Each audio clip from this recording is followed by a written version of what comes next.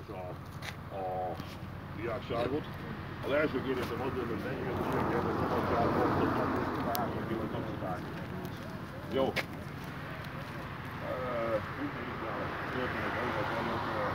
Valamikor 18-ban a emléktáblát, hát én meg a fiam köttük ide, na most nem arról van szó, hogy egy több százezer forint értékű emléktábla, de úgy gondolom, hogy azért a félnek mindenféle szempontból megtalált és megtalál, és azóta minden évben január 30-án, ugye Görgei Artúrnak a születésnapján szoktunk itt egy kis megemlékezést tartani, és különböző iskolákból voltak már itt osztályok. Ennyit nagyon röviden, és akkor fiam megkérnélek, hogy akkor először kezdjük a írószól.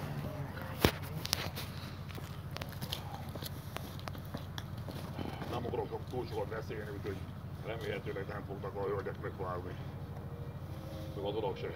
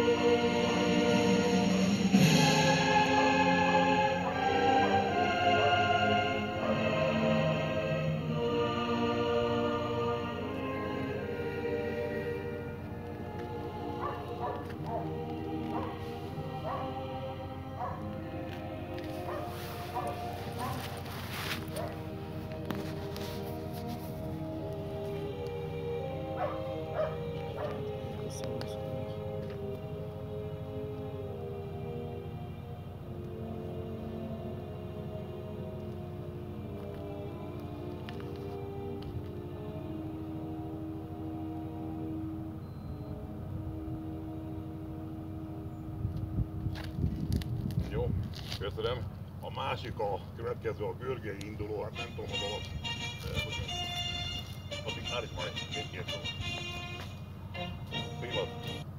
A másik ugye a Görgei induló, hát nem tudom magam természetesen mögül hazudtolni. Na most ugye hivatalosan, hát tudja mindenki, hogy ugye indulóval cégként azt szoktunk tisztelődni, de mivel én Görgei iránt eléggé elkötelezett ember voltam, és vagyok annyira a Görgei indulóra is tisztelni fogok, úgyhogy ezt nézzék el nekem. Na film, akkor most így indul.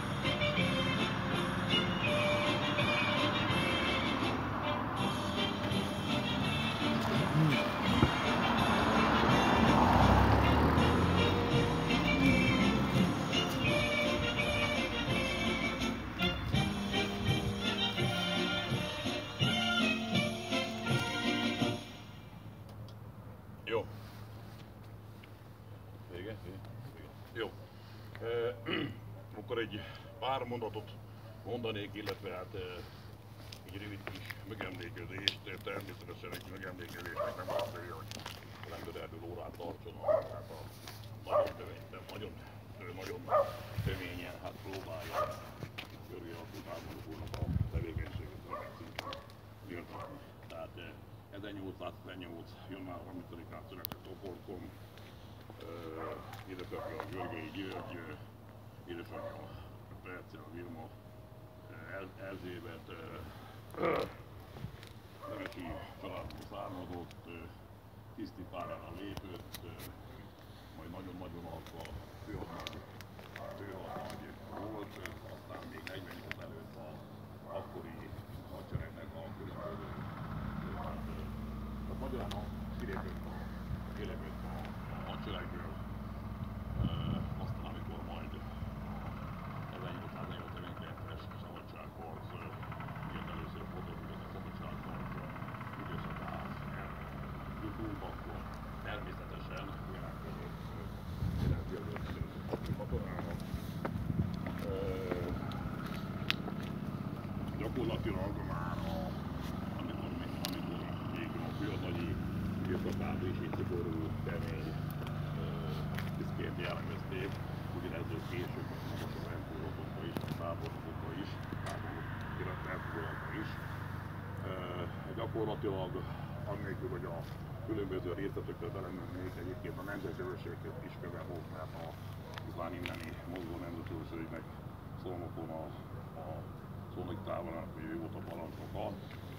Na most természetesen az egész időszakot nem akarom áttenni, inkább talán a legfontosabb pontokat ragadnám ki.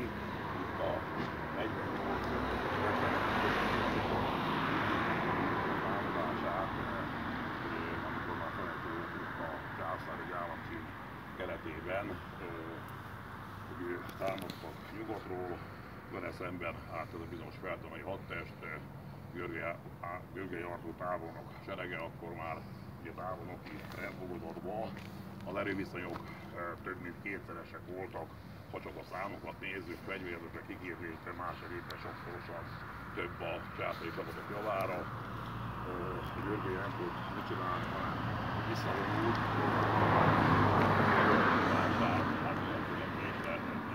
már amennyire tudta az adott erőviszonyok mellett, mint ahogy említettem. Na most itt Kossuthtal, hát már akkor is voltak problémái, mert ugye Kossuth azt szerette volna, hogy a Robitátor is együttesen vállalnak egy csatát, ugyanakkor a magyar hadseregnek a fölkészültsége, illetve a kigézettsége nyilván ezt akkor még ugye nem tette lehetővé. Aztán ugye visszavonult, gyakorlatilag visszavonultak a fővárosok alá. Na most ott egy olyan parancsot kapott, hogy gyakorlatilag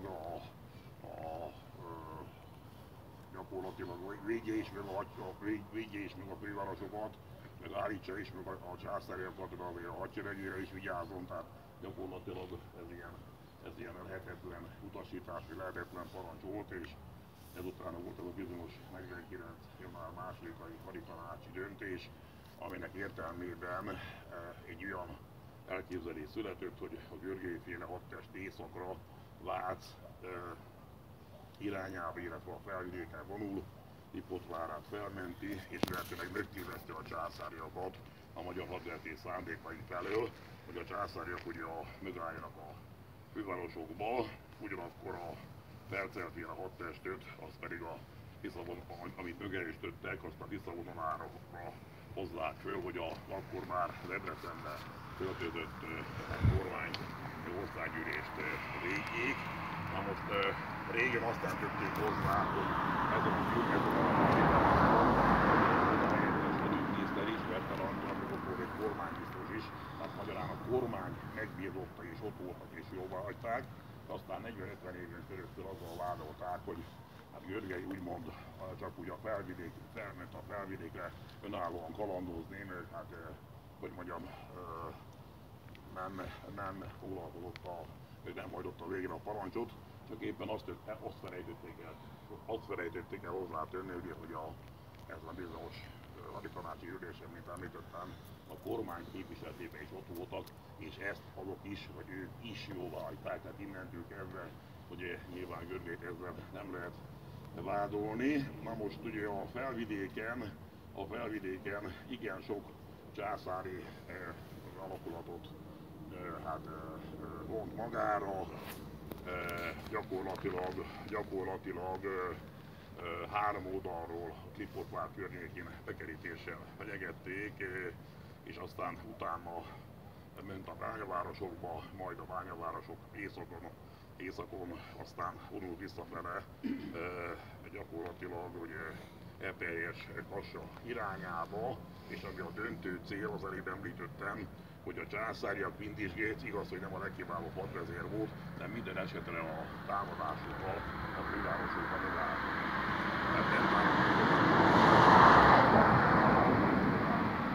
Tehát nem tudták, hogy most akkor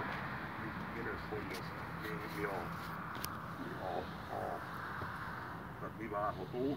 Hát gyakorlatilag, amit elterveztek, ezt többek között Görgei hagyaratának is köszönhetően ezzel ugye az ellenséget megtévesztették. Na ez az első, ez a téli hadjárat, amivel hát Görgeinek hogy mondjam, menet közben a hadseregét ki kellett képezni, stb. És visszavonulás során azért ez a hadsereg azért hogy mondjam, összeszokott, Görgei szigorú, kemény ember volt, a katonái megkedvelték ennek ellenére, mert ahol tudott, azért ott volt segítő, stb. Tehát a katonái ragaszkodtak hozzá. Aztán, amikor ezt a visszavonulást végrehajtotta, és ugye Kassán, Kassán egyesült Tapkánba csapataival, akkor Kossuth atya akkor már hát bizonytalan, illetve hát mondjuk úgy, hogy nem a legjobban bízott Görgeibe, egy új fővezért állította a szabadságharc élére, ez a bizonyos Henrik Dembinski lengyel hadtábor nagy, aki szegény mindennek jó volt, csak fővezérnek nem. Na most nem az a baj, hogy lengyel volt, mindig el szoktam mondani, kivétel nélkül mindenütt, hogy több ezer lengyel katona is tiszt harcolt az oldalunkon, és ezért én maximális megemlékezéseket, maximális elismerésemet szoktam kifejezni előttük, de Dembinski nem azért, mert lengyel, hanem azért, mert egyszerűen nem volt hadvezérnek való, tehát Kossuth részéről ez egy rossz választás volt. Utána volt ugye február végén a Kápolnai csata, ahol Dembinskinek a jóvoltából, ma már ez ténykérdés, hogy vereséget szenvedtünk, és aztán volt még egy tábornok a Vetterantal, aki szintén fővezér lett, és majd utána 49. március végén, április elején oda kerül ez a bizonyos Görgei Artúr, főparancsnok a magyar haderő élére, és hát mit ad Isten, hogy az öreg teremtő az ő fővezérsége alatt következett be a dicsőséges tavaszi hadjárat. Na most természetesen nyilván ez nem így magának köszönhető, hanem a katonáknak, tiszteknek, artiszteknek, az ezreinek, meg a tízezreinek, de a főparancsnok mégiscsak ő volt. Tehát ő volt a harmadik olyan kinevezett főparancsnok, akinek a főparancsnokság alatt a császáriakot sikerült kiverni az országból. Ez se Dembinski alatt, se Vetterant alatt nem sikerült, hanem csak ugye Görgei Artúrnak a parancsnokság alatt. Településeket április 2-60, április 4 Tápiovicske, április 6 Isaszeg, április 10 Vác, 19 Nagysalló, 22-23 Komárom, attól függ, hogy számítjuk, és a koronát ugye a május 21-én Budavár visszafoglalásával kötte föl erre a hadjáratra. Na most ott természetesen ott is piszkálták, hogy Bécs irányába kellett volna támadni.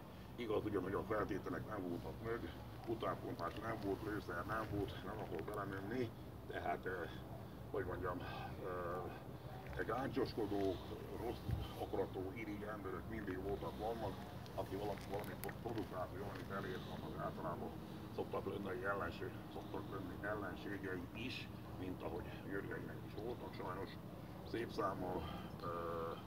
Utána bekövetkezett ugye a cári orosz beavatkozás 49. júniusában, Györgelynek az volt az elképzelése, hogy minden erőt Komárom környékére összpontosítsanak, és még mielőtt az orosz beavatkozás bekövetkezik, addig hát, hogy mondjam, a császári csapatokra döntő vereséget mér. Na most nem is kapott meg minden utánpótlást, egyrészt, másrészt a császári csapatok élére kinevezték ezt a, elnézést nem tudom filmapban mondani, ezt a szadista tömeggyilkos Hajnaut, aki olyan volt, amilyen, de azt hiszem a katonai mesterségére értett, ezt azt hiszem, hogy nem lehet kétségbe vonni. Tehát végül is ez a fajta dolog ez nem sikerült, illetve helyesebben Kossuthnak a köréhöz tartozó tábornokok, és ebben sajnos a jó öreg Dembinszky idézőjelben szintén szerepet játszott, hoztak egy olyan döntést, hogy a Szeged, Arad, Temesvár térségébe körül az összes magyar haderőt összevonni, tehát gyakorlatilag az egész országot ugye feladni. Na most Györgyi 49, többek között 49. július 2-án Komáromnál egy nagy csatában hát a császári túlerőt, ha nem is tudta megvenni, de megállította, többszörös túlerőben, azt már az oroszok is támogatták, és ekkor volt az, hogy életveszélyesen megsebesült, ugye ha akkor ott marad a harctéren, akkor 150 éven keresztül nincs azt, hogy a Áruló Görgely, amit diákok ezreinek vagy tízezreinek próbált az elmúlt 50 évben, főleg mondjuk korábban is volt nézségtelen, de főleg az elmúlt 50 évben, és a tanulmányok úgy voltak megszövegezve,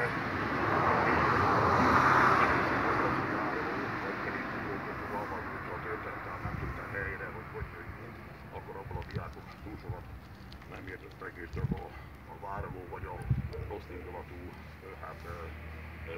fővezére tudtak gondolni. Tehát mindenkinek ez volt a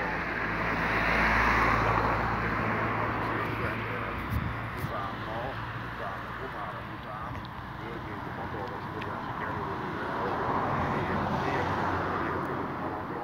a kormánynak a székhelyére, az öröncsétlen Dembinszkynek, tehát Görgei Komáromból Aradra, ugye hatalmas óriási kerülővel, a szerencsétlen Dembinszkynek Szegedtől Aradig nem sikerült visszavonulni, pedig ez volt a parancsa, hogy Szegedtől Aradra vonuljon. Valamiért nem arra vonult, hanem Temesvárra, a rossz nyelvek szerint azért jobban könnyebben le tudjon pattanni. És ha Aradra vonul, akkor Dembinszky meg Görgely egyesülhet, és a két hadsereg élén Görgei főparancsnokság alatt ott még a császáriakat egy döntő csatában el lehetett volna kapni. Ez nem azt jelenti, hogy a szabadságharcot meg lehet volna nyerni, hiszen olyan óriási túlőről álltunk szembe, tehát ugye Temesvárra vonult, ott augusztus 9-én súlyos vereséget szenvedett. Na most ugye Kossuth meg Györgyi tárgyalt, hosszú időn keresztül azt mondták, hogy ugye Kossuth nem tudott semmit,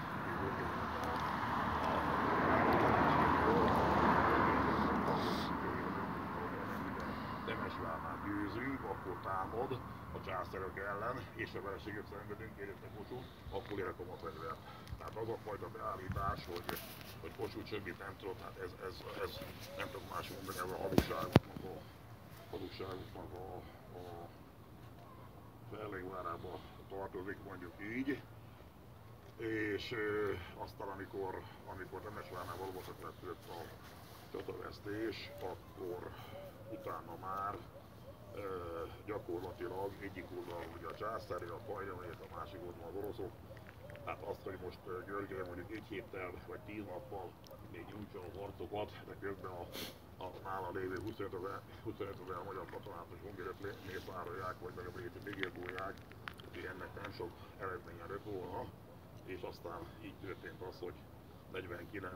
augusztus 13-án, hogy világosnál, illetve most már nem világos mondunk, hanem Szőlős. Nagy Szőlős, úgy van, az volt egy hatalmas terület, ott ugye miatt a fegyvert az oroszok előtt, de most természetesen utána is rengeteg mindennel vádolták, hogy arról ő nem tehetett, hogy a Baszkia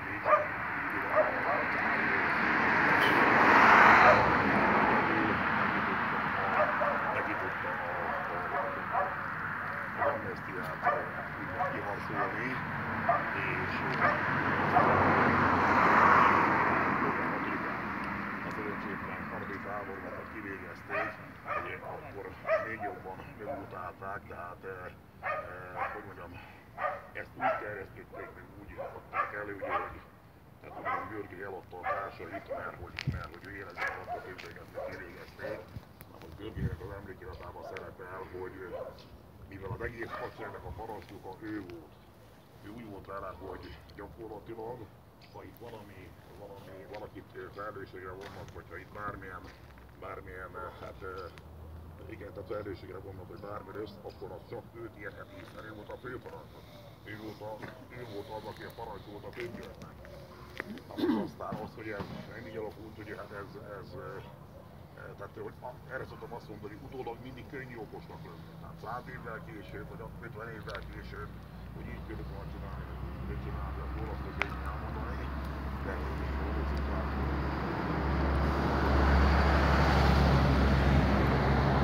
aztán gyakorlatilag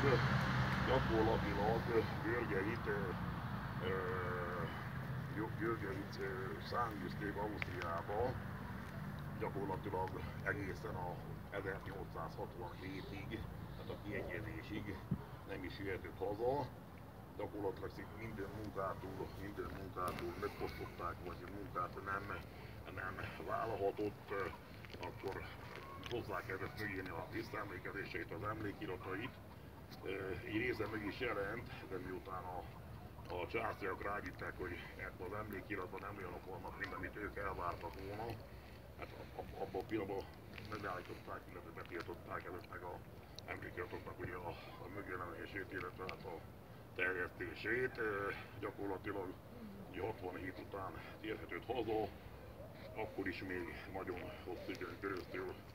Hát voltak akik mellette voltak akik támogatták, több száz katonatársa, tisztársa állt ki mellette, olyanok is voltak, akik Visegrádon ért az öccsénél, és vasárnap egy apuka kiment a kisgyerekével, és akkor fölemelte a kisgyereket, és akkor megkezdett a kertbe, hogy na itt lakik a váró. Tehát rendkívül sok, rendkívül nehéz, kegyetlen dolgokon kellett neki keresztül menni. Nagyon sokan javasolták neki, hogy legyen öngyilkos. György erre azt mondta, hogy ő nem lehet öngyilkos, mert öngyilkos lesz, akkor egyértelműen azokat igazolja, akik azt mondják, hogy na lám, hát a vároló nem bírta tovább, és öngyilkos lett. Hát nem is lett az lehet mondani, hogy Kossuth Lajosnak is, meg Györgyének is elég hosszú időt adott a történelem. És aztán valamikor az 1880-as években, 84-ben, ha jól emlékszem, Tisza Kálmánnak a kormányától kapott altábornagyi nyugdíjat, tehát azt, amit a hadseregen végigvitt, hát gyakorlatilag őt sem becsülték, mint hogy sajnos nagyon sok más nem viselték más időpontokban, mondjuk így, és aztán az első világháború kellős közepén, amikor mit az Istennek nagyon dolgoztak,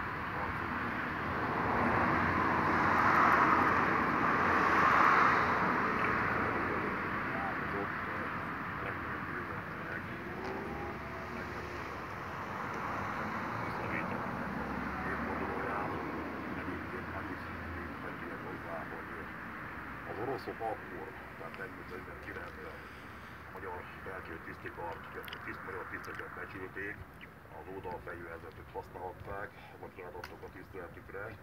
A császárral formolták magukat, hogy az oroszok milyen becsülik ezeket a magyar tiszteket, és amikor kötelességük volt a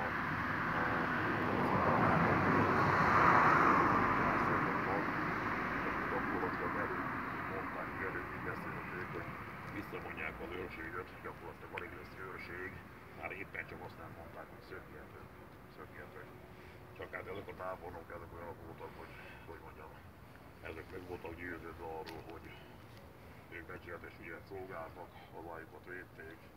Tehát azoknak a tábornoknak az, hogy szökjenek, vagy elmenjenek, meg csak eszébe se jutott. Úgyhogy, és aztán tulajdonképpen korszakonként, különböző történelmi korszakonként más és mások a megítélése volt Györgyenynek. Két világháború között már volt egy lovasszobra a Budán a várba, aztán ugye megzélet után ugye ilyen fekete-fehér képet kellett festeni. Na most a Kossuth volt a forradalmán, meg Kossuth volt a jó ember, aki azzal szembeáll György, az csak a negatívben a rossz szemből lehetett meg a reakciós.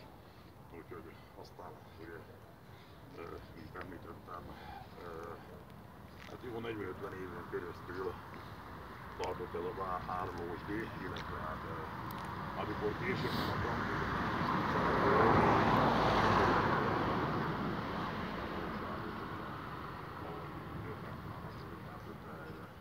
nem tette helyre ezeket a dolgokat.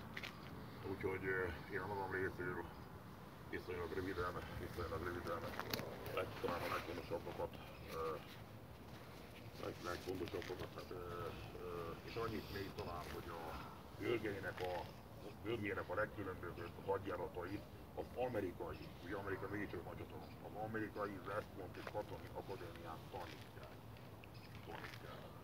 Akkor innentől kezdve nem tudom, hogy miről beszélünk. Tehát ilyen ember volt, és amikor ez az utca, a Györgyi utca nevet kapta, valamikor azt hiszem 17-ben, utána jött ez a bizonyos ötlet, amit aztán meséltem, úgyhogy én köszönöm szépen, és akkor most lenne, aki föl van véle egy-két ilyen 48-asból. Gondolom, hogy én nem tudom, hogy ének órájuk van-e, vagy ha nem, akkor majd akkor régebben átismerem, ez egy nagyon ismert dolog, az egyik a Kossuth Lajos azt üzente, a másik meg a Süvegemen Nemzeti Színrózsa, majd megy vagy bekapcsolja a fiam, és akkor hát aki tudja, vagy aki ismeri, akkor az énekelje velünk, tehát mint 48-as dolog. Annyit még nem szólal, hogy én többször próbáltam zenészeket is, vagy versmondót is szerezni, a zenészek nem gyűjnek szóval, hogy ez idegben, hogy többet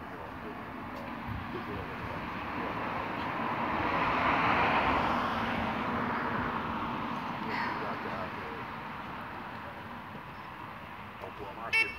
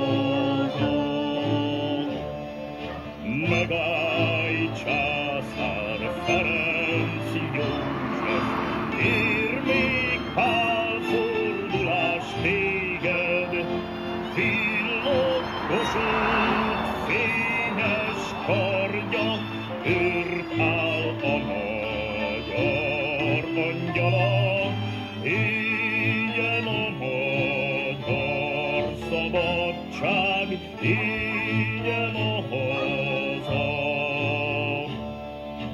Leiningenbro, Damjanics János, kis Föltember, Gláner, Lázár Vilmos, Aulich, Nézics, Nagy Sándor, Schweidl, Török, de Sőfi, Gróf Bécsei, éljen a magyar szabadság, éljen a haza.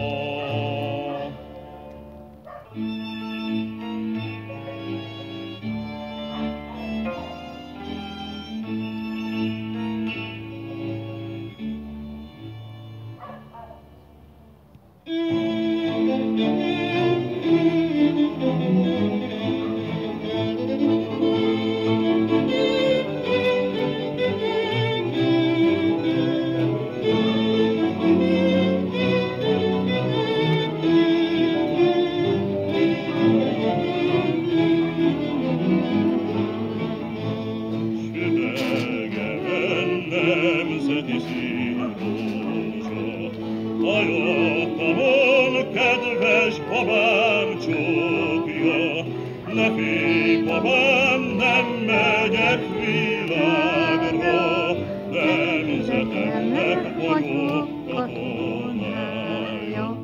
Nem kerestek engemet keretérvel, zászló alá magam csaptam én fel. Szülő anyám, te szép Magyarország, hogy ne lennék boltig igaz hozzád. Nem is kaptad a lelkemet bérbe, négy kajcán úgyse sokat érne. Van nekem még 5-6 kajcából, azt is ma kell hazámnak ajánlom. Van nekem